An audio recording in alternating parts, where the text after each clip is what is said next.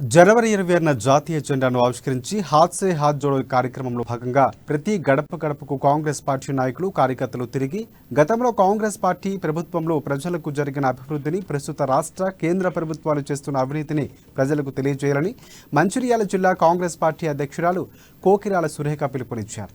ప్రజలకు ఉన్న సమస్యలు తెలుసుకుని రానున్న రోజుల్లో కాంగ్రెస్ పార్టీ అధికారంలోకి వస్తే ప్రవేశపెట్టే సంక్షేమ పథకాలను ప్రజలకు వివరించాలని సూచించారు. కాంగ్రెస్ పార్టీ క్యాడర్ ప్రధానంగా వాళ్ళకు ఒక గైడ్ లైన్స్ ఇచ్చి టీపీసీసీ వాళ్ళు ఇచ్చిన కరపత్రం తీసుకుపోయి ఇంటింటికి దానికి మెసేజ్ పంపించే కార్యక్రమాన్ని ఒక అవేర్నెస్ ప్రోగ్రామ్ పెట్టి ప్రజలకు కాంగ్రెస్ పార్టీ ఏ పనులు చేసి ప్రోగ్రెస్ అవుతుంది అనే కార్యక్రమాన్ని టేకప్ చేస్తూ ఈ కార్యక్రమాన్ని సక్సెస్ చేయమని మా పార్టీ క్యాడర్ ని మా సీనియర్ నాయకులకు అందరికీ బెల్లంపల్లె కాదు మొత్తం యావత్ తెలంగాణలో ఉన్న సోదరులందరికీ నా రిక్వెస్ట్ ఏంటంటే రాహుల్ గాంధీ జోడో యాత్రను గ్రాండ్ సక్సెస్ చేసి నెక్స్ట్ 2 months లో కంప్లీట్ చేస్తారని పూర్తిగా ఆశతో సెలవు.